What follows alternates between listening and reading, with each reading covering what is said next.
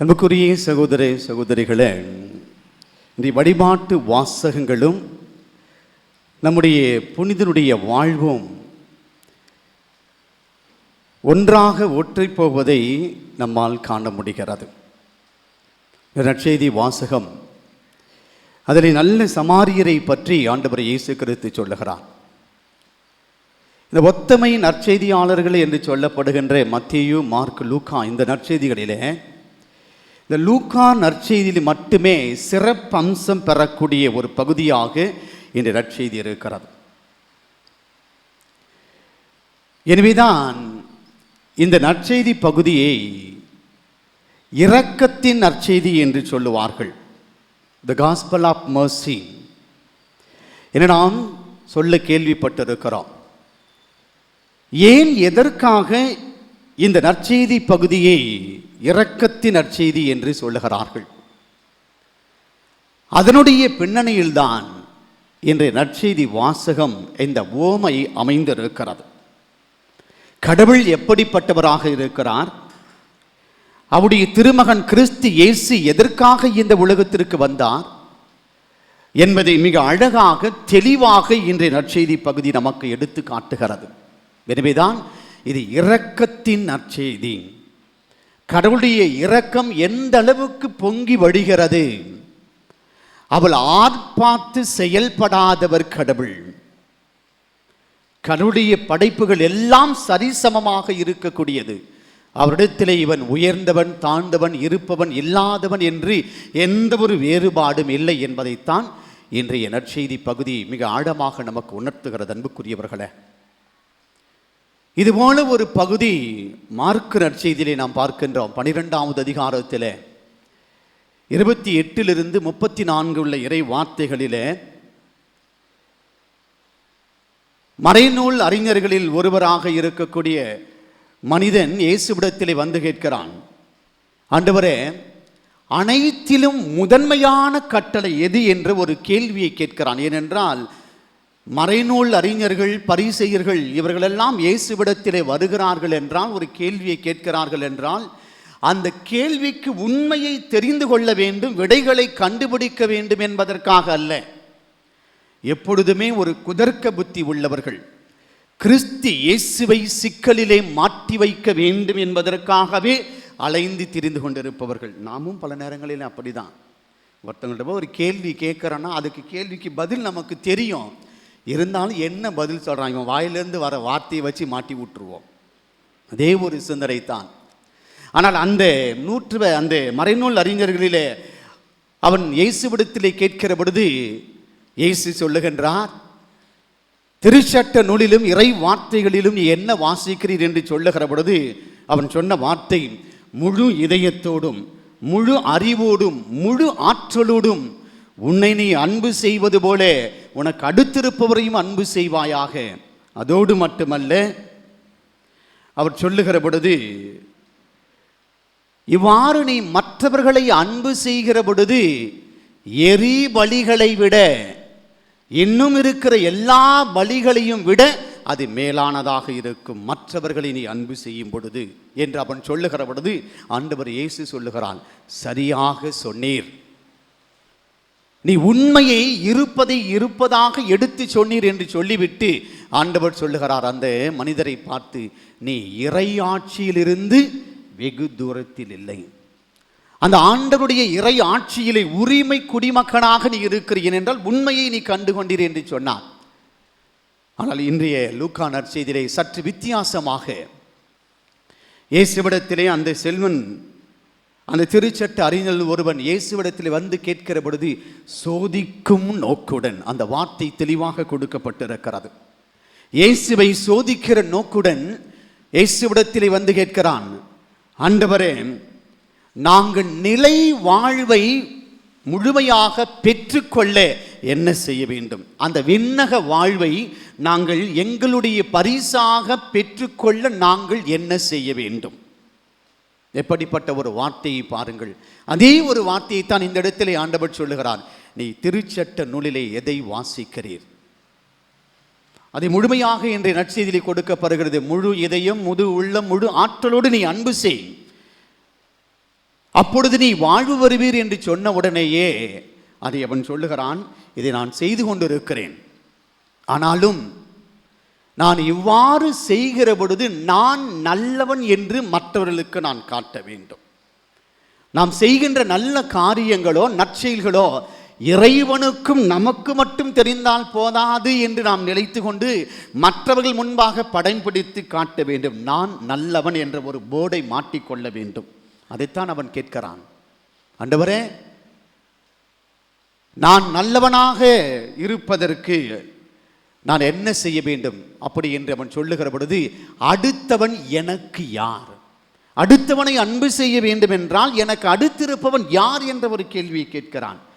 ஏன், எதற்காக இந்த திருச்சட்ட அறிஞர் இந்த கேள்வியை கேட்கிறார் என்றால், அந்த அடுத்திருப்பவன் என்று சொல்லுகிற பொழுது நாம் பழைய ஏற்பாட்டிலே பார்க்கிறோம். இஸ்ராயேல் மக்கள் அவருடைய வாழ்க்கையிலே பார்க்கிற பொழுது அவருடைய வாழ்க்கையிலே அவரிடத்தில் இருக்கின்ற பொருட்களை மற்ற இனத்தோடு அவர்கள் பகிர்ந்து கொள்ள மாட்டார்கள். திருமண உறவுகளிலே அவர்கள் ஈடுபட மாட்டார்கள் மற்ற இனத்தவர்களோடு. எனவேதான் அந்த இஸ்ராயேல் மக்கள் என்ற அந்த ஒரே கூட்டத்தோடு இவர்கள் இருந்தார்கள்.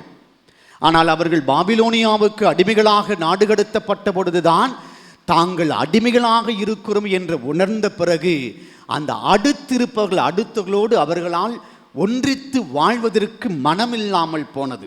இந்த ஒரு அடிப்படையினுடைய சித்தாந்தத்தினுடைய சிந்தனையின் அடிப்படையில் தான் இந்த கேள்வியை கேட்கிறான், எனக்கு அடுத்திருப்பவன் யார்? ஏனென்றால் ஒரே குட்டையிலே ஊறிய மட்டைகளாக இருப்பவர்கள் ஒரே குளத்திலே வேறு குளத்திற்கு அவர்கள் செல்ல மாட்டார்கள். வேறு ஒரு மனிதர்களை அவர்கள் சக மனிதர்களாக ஏற்றுக்கொள்ளாத ஒரு மனநிலை. எனவேதான் எனக்கு அடுத்திருப்பவன் யார் என்று அவன் கேட்கிற பொழுதுதான் ஆண்டவர் இயேசு இந்த ஓமையை சொல்லுகிறான். இந்த நல்ல சமாரியனுடைய ஓமையை. அதிலே 3 மனிதர்கள் நமக்கு கதாபாத்திரங்களாக கொடுக்கப்படுகிறது. ஒன்று குரு, மற்றொன்று லேவியர், மூன்றாவதாக வருகின்றவன் சமாரியன். இந்த 3 பேருடைய இந்த நற்செய்தியை படிக்கிற பொழுது நமக்கு ஒரு வெறுப்பு வரும். ஒரு குருவாக இருக்கக்கூடியவன் இப்படிப்பட்ட ஒரு செயலை செய்யலாமா? ஒரு அடிபட்டு குத்துயிரும் கொலையுரமாக உயிருக்கு போராடி கொண்டிருக்கிற மனிதனை பார்த்துவிட்டு அவன் செல்லலாமா? இவன் ஒரு குருவா என்று ஒரு கேள்வி வரும். அந்த லேவியனும் அவ்வாறு செய்துவிட்டான். இந்த குருவும் லேவியனும் செய்ததிலே தவறொன்றுமில்லை. ஏனென்றால் அவர்கள் யூத சட்டங்களை முழுமையாக கடைபிடிக்கக்கூடியவர்கள். யூத சட்டத்திலே ஒருவன் இறந்து போய்விட்டாலோ அல்லது இறக்கின்ற தருவாயிலே உயிருக்கு போராடி கொண்டு இவ்வாறு இருக்கின்ற நிலையிலே இருக்கிற மனிதனை தொட்டு விட்டாலோ அல்லது அவனை தொட்டு தூக்கினாலோ 7 நாட்கள் அவர்கள் தீட்டுப்பட்டவர்கள். எனவே 7 நாட்கள் தீட்டுப்பட்டவர்களாக இருக்கிற பொழுது எந்த ஒரு காரியத்தையும் அவர்கள் செய்யக்கூடாது. அதனுடைய அடிப்படையில் தான் இந்த குரு பணி செய்வதற்காக ஆலய பணியை அவர்கள் அந்த இறைவனுக்கு ஆராதனை செய்வதற்காக சென்று கொண்டிருக்கிற பொழுது இந்த மனிதனை பார்க்கிறார். இவனை தொட்டு தூக்கினால் நான் தீட்டுப்பட்டவனாக மாறி போய் விடுவேன் என்பதற்காக திரும்பி செல்லுகிறான். அவர்கள் சென்றது தவறில்லை, சட்டத்தை மையப்படுத்தினார்கள். ஏனென்றால் இந்த எருசலேமிலிருந்து எரிக்கோ என்ற இந்த நகரத்துக்கு செல்லுகிற வழிகள் என்பது மிகவும் ஆபத்தான ஒரு வழி. கண்டிப்பாக நம்முடைய தந்தைக்கு தெரிந்திருக்கும். அவர்கள் அங்கெல்லாம் சென்றிருக்கிறார்கள். அந்த எருசலேமிலிருந்து எரிக்கோவுக்கு போகின்ற அந்த வழிகள் என்பது திருடர்கள் வாழக்கூடிய இடம். ஏனென்றால் இந்த எரிக்கோ நகரத்திற்கு செல்லக்கூடியவர்கள் எருசலேமிலிருந்து அந்த எருசலேம் நகரத்திலே வியாபாரங்கள் செய்துவிட்டு அந்த வியாபாரத்திலிருந்து வருகின்ற பொன்னையும் பணத்தையும் எடுத்துக்கொண்டு தங்களுடைய இடத்திற்கு செல்லக்கூடியவர்கள்.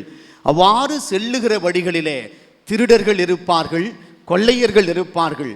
அவ்வாறு அந்த பயணிகளை அவர்கள் அடித்து அவரிடத்திலிருந்து இருக்கின்ற பணத்தையும் பொருளையும் கொள்ளையிடக்கூடியது அங்கு சகஜமாக நடைபெறக்கூடிய ஒரு நிலை. அதே வேளையிலே சமாரியர்கள் யாரும் இந்த வழித்தடத்திலே செல்ல மாட்டார்கள். ஏன் அவர்கள் சமாரியர்கள் செல்ல மாட்டார்கள்? ஏனென்றால் இந்த யூதர்களால் சமாரியர்கள் எவ்வாறு கருதப்பட்டார்கள் என்றால் புறந்தள்ளப்பட்டவர்கள், வெறுத்து ஒதுக்கப்பட்டவர்கள். அவர்கள் கீழ்ஜாதிக்காரர்கள் என்று யூதர்களுடைய மனநிலை இருந்தது. எனவேதான் சமாரியர்களை யூதர்கள் ஒரு பொருட்டாகவே மதிக்க மாட்டார்கள். ஆனால் இந்த அடிபட்டு கடக்கின்ற அந்த உயிருக்கு போராடுகின்ற மனிதனை ஆண்டவர் இயேசு கிறிஸ்து கதாநாயகனாக சித்தரிக்கிறார். மனிதர்களின் பார்வையிலே விலக்கப்பட்ட, புறந்தள்ளப்பட்ட, ஒதுக்கி வைக்கப்பட்ட யாராக இருந்தாலும் ஆண்டவரின் பார்வையிலே விலையேற பெற்ற நிலையிலே முதன்மையான இடத்திலே அவர்கள் இருப்பார்கள் என்பதைத்தான் இன்றைய நற்செய்தி நமக்கு சொல்லுகிறது. அதைத்தான் இந்த சமாரியனுடைய வாழ்க்கையிலே பார்க்கிறோம்.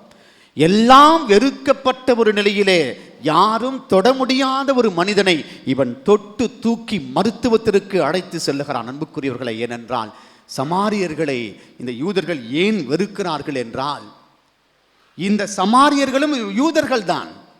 ஆனால் தங்களுடைய திருமண வாழ்க்கையின் முறைப்படி இந்த சமாரியர்கள் அசிரியர்களை மணந்து கொண்டார்கள். வேறு ஒரு குலத்திலே பெண் எடுத்தார்கள், பெண் கொடுத்தார்கள். எனவே இவர்கள் யூதர்களை விட்டு வேறு ஒரு குலத்திலே இவர்கள் பெண் எடுத்தோ அல்லது பெண் கொடுத்து திருமண உறவிலே இவர்கள் இணைந்ததனால் மற்ற யூதர்களால் இந்த யூதர்கள் ஒதுக்கி வைக்கப்பட்டார்கள், புறந்தள்ளப்பட்டார்கள். இவர்கள் கீழ்த்தரமாக இருக்கக்கூடிய கீழ்ஜாதியை சேர்ந்தவர்கள். அதைத்தான் சமாரியர்கள் என்று சொல்லுகிறார்கள். ஆனால் இந்த சமாரியர்கள் இந்த யூதருடைய வெறுப்புக்கு ஆளானவர்கள், பழிசொல்லுக்கு ஆளானவர்கள். இவ்வாறு யூதர்களால் வெறுப்புக்கும் பழிசொல்லுக்கும் ஆளாகக்கூடிய இந்த சமாரியர்களை ஆண்டவர் மிக தெளிவாக கொடுக்கின்றார். அவர்கள் உள்ளம் இரக்கமிக்கதாக இருக்கிறது, கருணை மிக்கதாக இருக்கிறது. ஏனென்றால் இந்த குருவும் லேவியனும் சட்டத்திற்கு முக்கியத்துவம் கொடுத்தானே ஒழிய மனிதத்தை அழித்து விட்டார்கள், மனித மாண்பை அங்கு குலைத்து விட்டார்கள். ஆனால் இந்த சமாரியன் சட்டத்தையும் மீறி மனிதன், என்னுடைய சாயலாக இருக்கக்கூடிய அந்த மனிதன் கடவுள் அவனுக்குள்ளாக வாழ்ந்து கொண்டிருக்கிறார், என்னை வழிநடத்தி கொண்டிருக்கின்ற அந்த உண்மையின் தெய்வம் அந்த மனிதனுக்குள்ளாகவும் இருக்கிறார் என்ற அந்த மனிதனிடத்திலே கடவுளை கண்டதனால்தான் அவனுக்கு இறங்கி பணிவிடை செய்கின்றார். முழுமையாக ஆண்டவர் இயேசு கிறிஸ்து இந்த நற்செய்தியிலே சொல்லுகின்றது போல, நீ முழு உள்ளத்தோடும் முழு அறிவோடும், அங்கே எந்த ஒரு அறகுறையெல்லாம் கிடையாது. இந்த அறவேக்காடெல்லாம் ஆண்டவருக்கு எப்பயுமே பிடிக்காதுங்க. இந்த 50-50லாம் பிடிக்காது. ஒன்று இருந்தால் சூடாயிரு, இல்லைனா குளிர்ச்சியாரு. இந்த வெதுவெதுப்பாலாம் இருக்கிற இந்த ரெண்டாங்கட்டெல்லாம், இந்த அறவேக்காடெல்லாம் பிடிக்காது. வாயிலேருந்து துப்பிடுவன்னு சொல்கிறான்.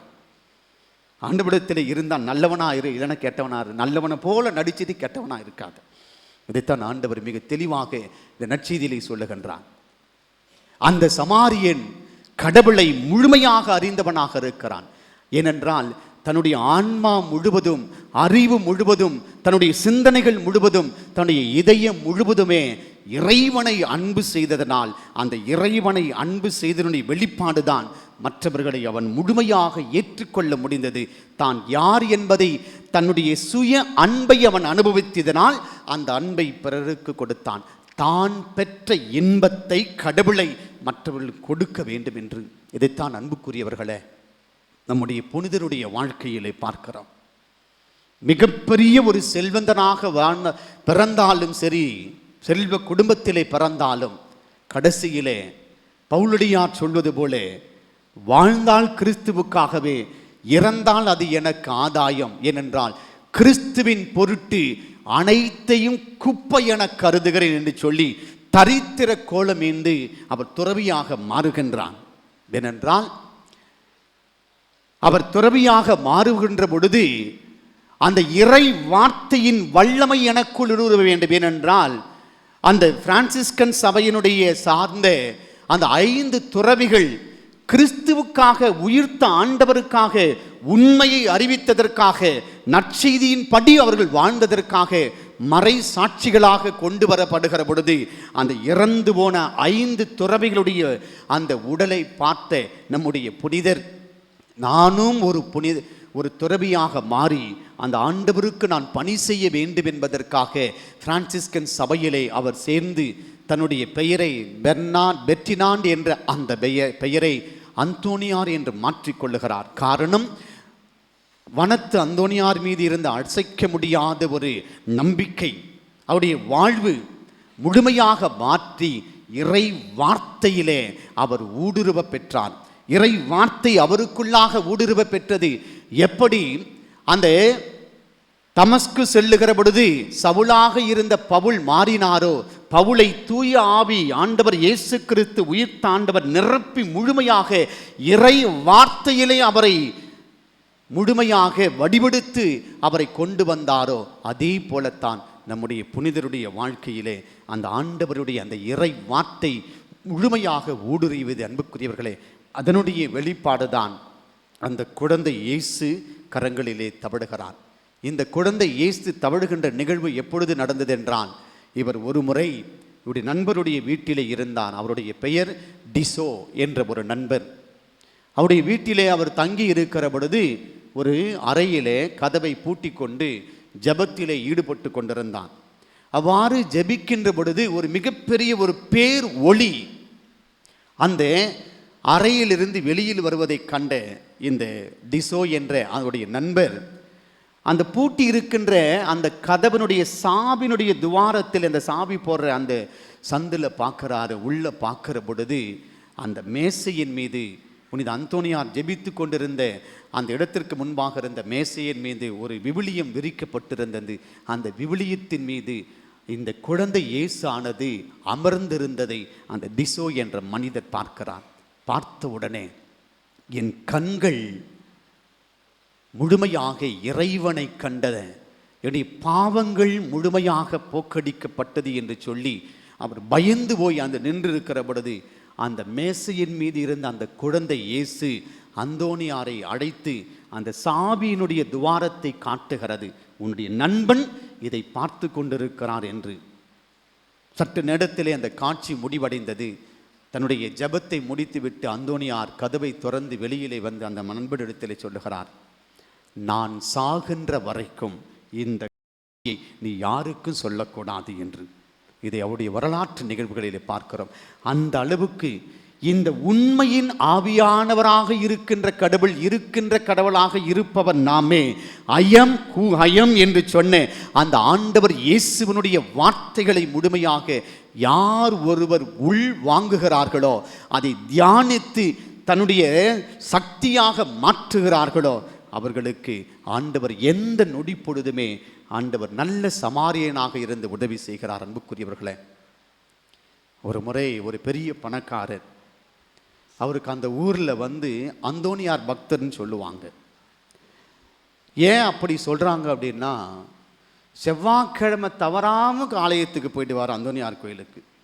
அந்தோனியார் கோயில் ஆண்டு திருவிழான்னா அந்த மொத்த செலவையும் அவர் தான் ஏற்றுக்குவார். வான வேடிக்கை, போஸ்ட் அடிக்கிறது, மேலே தானம் வைக்கிறது, வாழை மரம் கட்டுறது, எல்லாரையும் கூப்பிட்டு தடபடலாம் சாப்பாடு போகிறது வர்றது எவ்வளோ ஆனாலும் அந்த செலவை மொத்தமாக அந்த பணக்காரரை ஏற்றுக்குவார். ஆனால் தன்னோக்கு கீழே வேலை செய்கிற பணியாளருக்கு ஒழுங்காக சம்பளம் கொடுக்க மாட்டார். அவங்கள வந்து கேவலமாக நடத்துவார்.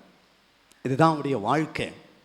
ஒரு நாள் செத்துட்டார், அந்த பணக்காரர் செத்துட்டார். செத்த உடனே மோட்சத்துக்கு போகிறாரு. மோட்ச வாசலானது பூட்டப்பட்டு இருக்கிறது. ராயப்பர் அவரோட உள்ள உடலை வெளியிலே நிற்க வச்சிட்டார். மோட்சத்துக்கு வெளியிலே நிற்க வச்சிட்டார். இந்த பணக்காரருக்கு பயங்கரமாக கடுப்பாயிடுச்சு. உடனே கேட்குறாரு, ராயப்பரே, நான் யாருன்னு உனக்கு தெரியலையா? நான் மிகப்பெரிய ஒரு பணக்காரன், அதோட நான் அந்தோனியாருடைய பக்தன். அந்தோனியாருடைய திருவிழா ஆனால் மொத்த செலவையும் நான் தான் எடுத்துக்குவேன். செவ்வாய்க்கிழமை தோறும் அந்தோனியார் கோயிலுக்கு போக மாட்டேன். எல்லா ஏழைகளுக்கும் என்னுடைய பணத்தை வச்சு பன்னு கொடுக்கறது, டீ கொடுக்கறது போன்ற எல்லாத்தையும் செய்வேன். என்ன உங்களுக்கு தெரியலையா ராயப்பரே? நீங்கள் வேணா உள்ளே இருக்கிற அந்தோனியாரை கேட்டு பாருங்க அப்படின்னு சொன்ன உடனே ராயப்பர் எதையுமே பேசாமல் அந்தோனியாரை வர வச்சார். அந்தோனியார் வந்து நின்னார். என்னப்பான்னு கேட்ட உடனே ராயப்பரும் நிற்கிறாரு, அந்த மனுஷன் பணக்காரரும் நிற்கிறாரு. ராயப்பரை பார்த்து பேசுகிறாரு, அந்த பெரிய பணக்காரனை பார்க்கவே இல்லை. பார்த்தாலும் யாரோ மாறி நின்றுட்டு இருக்கிறாரு அந்தோனியார். என்னன்னு கேட்குறாரு. இது போல இந்த மனுஷன் சொல்லறான், அவர் பெரிய பணக்காரரான், உன்னுடைய அன்பு பக்தரான், உன்னுடைய செலவுகள் எல்லாம், திருவிழா செலவெல்லாம் அவர் தான் பார்த்துக்குவாராம், வேறு யாரையும் கிட்ட விட மாட்டாராம், எல்லாமே அவர் தான் செய்வாராம். அதனால மோட்சத்துக்கு உள்ளே விட சொல்கிறாரு. நான் உடலை, நீங்கள் ரெக்கமெண்டேஷன் பண்ணால் நான் உள்ளே விடுறேன் அப்படின்னாரா ராயப்பர். அந்தோனியார் எல்லாத்தையும் கேட்டுட்டு அந்த மனுஷனை அப்படியே உத்து மேலேருந்து கீழே பார்த்துட்டு ஒரு வார்த்தை சொன்னாராம். அந்தோ நீ யாரப்பா அப்படின்னு கேட்டாராம். அந்தோ நீ யாரப்பா? அவர் கேட்டுட்டு அந்தோனியார் போயிட்டாராம் பின்னாடி. அன்புக்குரியவர்களே, இப்படிதான் பல நேரங்களிலே வாழுகிறோம். எனக்கு படிப்பு இருக்கிறது, பணம் இருக்கிறது, அந்தஸ்து இருக்கிறது, வசதி வாய்ப்புகள் இருக்கிறது, நான் தினமும் ஆலயத்திற்கு போகிறேன், திவ்ய நற்கருணை உட்கொள்ளுகிறேன், அந்தோனியாருடைய பக்தனாக இருக்கிறேன், ஜபமாலை ஜபிக்கிறேன், காவி உடை உடைத்துகிறேன், எல்லா தான தர்மங்களும் செய்கிறேன். ஆனால் கடவுளின் பார்வையில் உன் வாழ்க்கை எப்படி இருக்கிறது? கடவுளின் பார்வையில் எப்படி இருக்கிறது? அந்த குருவை போல, லேவியனை போலத்தான் அருவருக்கத்தக்க வாழ்க்கை வாழ்ந்து கொண்டிருக்கிறோம். நீ யார் என்று எனக்கு தெரியாது என்று ஆண்டவர் ஒதுக்கி விடுவார். நீ எவ்வளவு நீ காணிக்கைகள் செலுத்தினாலும் உன்னுடைய உள்ளம் ஆண்டவருக்கு ஏற்றபடி இல்லை என்றால் வீணிலும் வீண், அனைத்திலும் வீண். ஏனென்றால் நம்முடைய புனிதருடைய வாழ்க்கையிலே உலகத்தை வெறுத்தார், உலகத்தை முழுமையாக வேறெடுத்தார். அன்புக்குரியவர்களே, இதைத்தான் நாம் பார்க்கிறோம்.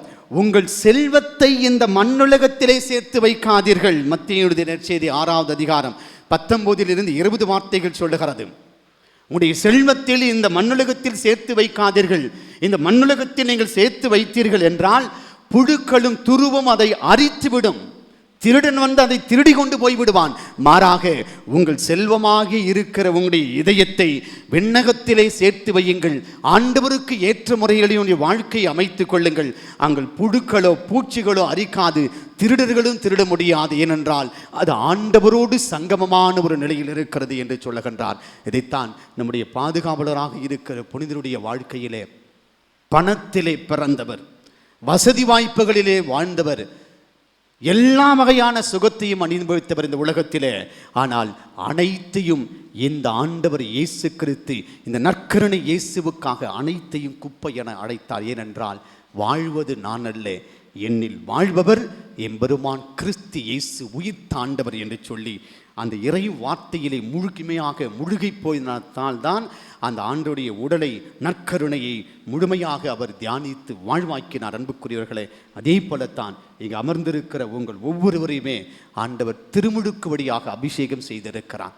உறுதிப்பூசல் வழியாக அவருடைய தூய ஆவியால் உங்களை முத்திரை குத்தி இருக்கிறார்.